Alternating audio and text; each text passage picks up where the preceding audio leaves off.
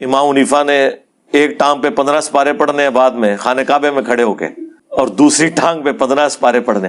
اچھا مجھے نہیں سمجھ آتی یہ ایک ٹانگ اور دوسری ٹانگ کا ذکر کیوں کرتے ہیں؟ مطلب کوئی ان کو کوئی کرتب باز، کوئی جگلر بنانے کی کوشش کرتے ہیں؟ نبی علیہ السلام نے کبھی ایک ٹانگ کے اوپر ایک نماز اور دوسری ٹانگ پہ دوسری نماز پڑھی ہے؟ اچھا لوگ کس طرح فخر سے اسے بیان کر رہے ہوتے ہیں۔ ماشاءاللہ یہ حضور غوث پاک رضی اللہ تعالیٰ عنہ کا ماں ہے۔ حضور غوث پاک فرماتے کئی سال میں نے بغداد کے جنگلوں میں اس طرح گزارے کہ نہ کوئی مجھے جانتا تھا نہ میں کسی کو جانتا تھا۔ فرماتے میں نے خود کو اتنا گمنام کر دیا، نہ کوئی مجھے جانتا تھا نہ اس نے کہ حضور آپ کے مجاہدوں کی ابتدا کیا تھی؟ آپ نے فرمایا میرے مجاہدوں کی ابتدا یہ تھی کہ ابتدا میں ہر رات ایک پاؤں پہ کھڑا ہو کر ایک قرآن کریم تلاوت کیا کرتا تھا۔ پھر ایک وہ بھی وقت آیا جب آپ فرماتے میں نے 40 سال عشاء کے وضو سے نماز فجر ادا کیے تھے۔ آپ فرماتے 40 سال میں نے عشاء کے، اور میں نے ایک جگہ پڑھا ہے امام اعظم امام ابو حنیفہ رحمۃ اللہ تعالیٰ فرماتے ہیں امام صاحب نے 60 سال اس طرح روزہ رکھا، کسی کو پتہ نہیں چلا۔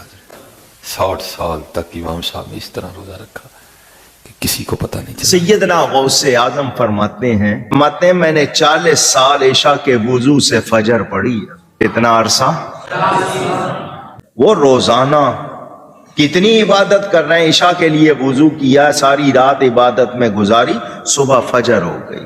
40 سال فرماتے ہیں 15 سال میں نے اس طرح گزارے، عشاء کی نماز کے بعد اپنے حجرے میں جاتا، کھونٹی گاڑی ہوئی تھی دیوار میں، کچھ بھی سمجھ لیں، ہک لگایا ہوا، اس کو پکڑ لیتا اور ایک ٹانگ اٹھا لیتا، بسم اللہ الرحمن الرحیم سورہ فاتحہ سے قرآن پڑھنا شروع کرتا، اور اٹھائی ہوئی ٹانگ زمین پر اس وقت رکھتا تھا جب پورا قرآن ختم کر لیتا تھا۔ 15 سال اس طرح گزارے، 25 سال جنگلوں میں، 40 سال عشاء کے وضو سے فجر، اور 15 سال 80 دن تک آپ کا بھوکا رہ کر عبادتیں کرنا ثابت ہے۔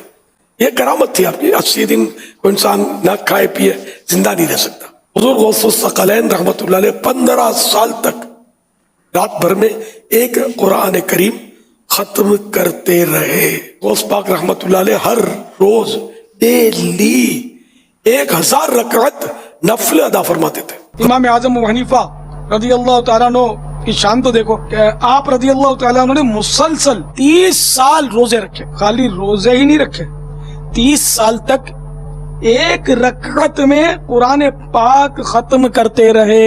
ایک روایت کے مطابق 45 سال تک عشاء کے وضو سے فجر کی نماز ادا کی۔ جس مقام پر آپ کی وفات ہوئی رضی اللہ تعالیٰ عنہ، اس مقام پر آپ نے 7000 بار قرآن پاک ختم کیے۔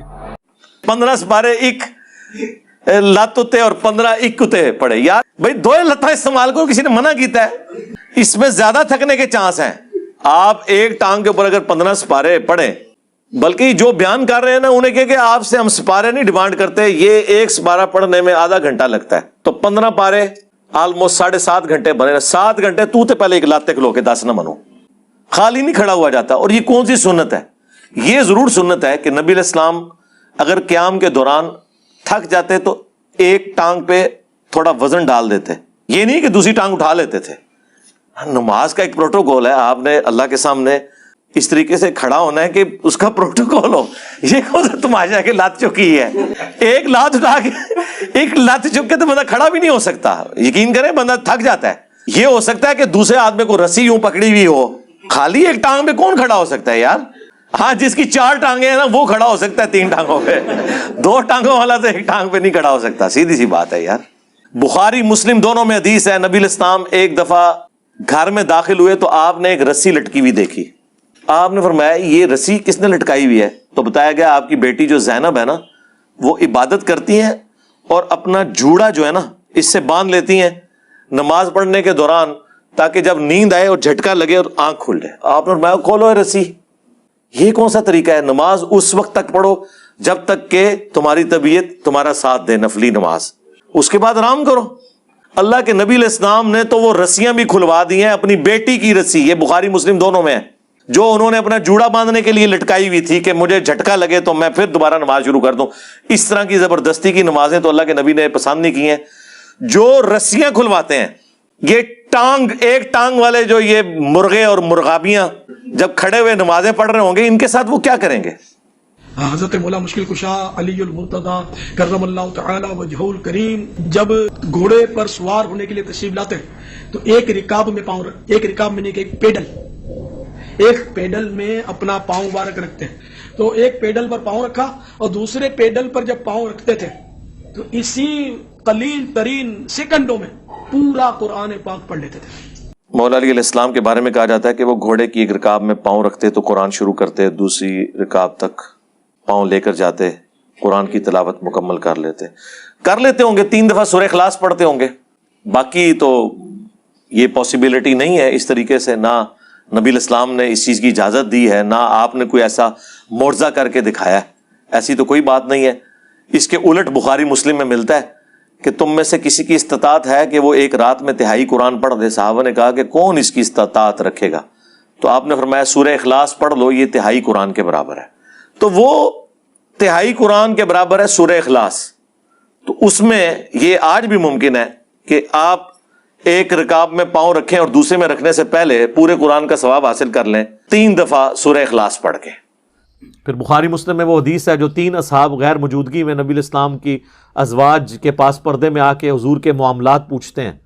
وہ نبی الاسلام تو ایک نارمل زندگی گزار رہے تھے, آپ رات کو سوتے بھی تھے, آپ نفلی روزہ رکھتے بھی تھے, نہیں بھی رکھتے تھے.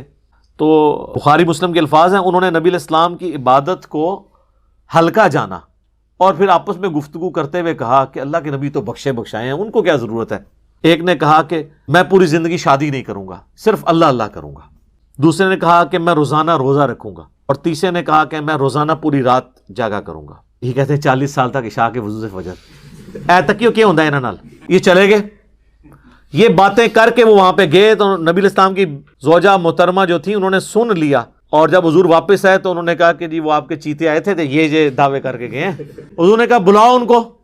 بخاری مسلم کے الفاظ ہیں, بلایا گیا, آپ فرمایا اللہ کی قسم میں تم سے زیادہ اللہ کا تقوی رکھتا ہوں. یہ پہلا جملہ یہ چھکا تھا کہ تم تقوی اور نیکوکاری یہ سمجھتے ہو کہ یہ حرکتیں کرو گے اور مجھ سے زیادہ کوئی نیک ہو سکتا ہے؟ میں اللہ کا پیغمبر ہوں, میں تم سے زیادہ اللہ کا تقوی رکھتا ہوں. میں نفلی روزے رکھتا بھی ہوں, چھوڑ بھی دیتا ہوں. میں رات کو آرام بھی کرتا ہوں اور اٹھ کے نماز بھی پڑھتا ہوں. یعنی ایک نارمل لائف گزار رہا ہوں. اور میں نے بیویاں بھی رکھی ہوئی ہیں, نکاح کیے ہوئے ہیں. پھر آپ نے فرمایا فمن رغب عن سنتی, جس نے میری سنت کو چھوڑ دیا. اس میں امپلائڈ ہے کہ تینوں چیزوں کے بارے میں آپ نے مشترکہ کہا کہ فمن رغب عن سنتی, جس نے میرے طریقے کو چھوڑ دیا. یعنی میرے طریقے میں تینوں چیزیں کہ نکاح کرنا چھوڑ دیا, یا اس نے روزانہ جاگنا شروع کر دیا, عشاء کے وضو سے 40 سال تک فجر پڑھنی شروع کر دی, میرے لو فارغ جے. او ایک بازیگر تے ہو سکتا ہے, اللہ نے نبی دا مننے والا نہیں ہو سکتا. تو خدا کے لیے اپنے بزرگوں کو بے عزت ہونے سے بچائیں. یہ فضیلت نہیں ہے, یہ اگر ان کی بزرگی کو اگر کوئی ختم کرنے والی چیز ہے وہ یہ ہے کہ 40 سال تک عشاء کے وضو سے فجر پڑھتے تھے. جی اے تے بزرگ وڈنے والی ہے گل, بزرگاں نو بچانا ہے تے یہ کیا کرو رات نو سوندے بھی سن تے اٹھ کے نماز بھی پڑھ لیندے سن. یہ نہ کوئی عشاء کے, یہ بتاتے ہیں کرتب ان کا, یہ کرتب ہی ہے نا.